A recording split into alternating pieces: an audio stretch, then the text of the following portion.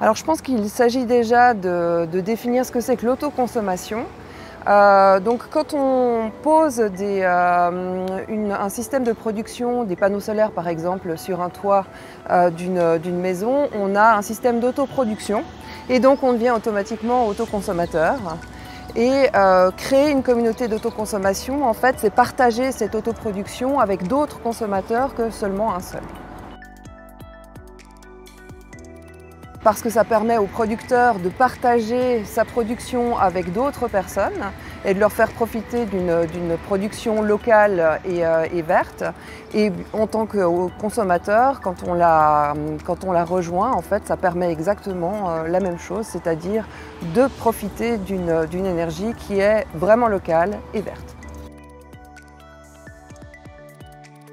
Aujourd'hui, c'est une très bonne solution parce qu'elle est facile à mettre en place pour les bâtiments par exemple déjà existants. Ça demande très peu de modification du réseau, voire pas du tout. Pour le futur, on espère qu'il y aura plus de flexibilité quant à la création des communautés. Lors de la création d'une communauté, un répondant est nommé et c'est lui qui devra s'occuper de toute la gestion de la communauté. C'est-à-dire que c'est lui qui va recevoir les rapports de rendement d'énergie et qui devra refacturer ses factures d'électricité sur l'autoconsommation aux locataires. Pendant ce temps, Remond d'énergie, elle continue à facturer l'énergie qui est consommée sur le réseau. Alors le prix de revente doit être calculé selon certaines bases légales et ça nous laissons aux propriétaires de l'installation solaire de s'en occuper. Et il y a sur des sites ou des tableaux qui aident à calculer ce prix de revente.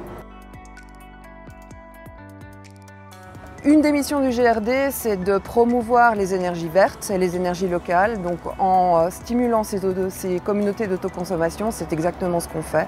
On stimule aussi l'utilisation de ces énergies. Alors le premier prérequis, c'est d'être sur la zone de desserte d'électricité de Remond d'énergie. Et le deuxième prérequis, c'est d'être derrière un seul point d'introduction d'électricité, donc ce qui correspond généralement à un seul bâtiment. Alors il y a plusieurs différences, déjà notamment techniques. Dans le cadre d'une communauté d'autoconsommateurs, tous les consommateurs restent des clients du gestionnaire de réseau de distribution, donc dans notre cas Remond d'énergie, alors que pour un regroupement, en fait, il y a un seul consommateur et tous ceux qui sont derrière, comme dans un grand bâtiment, ne sont plus clients du gestionnaire.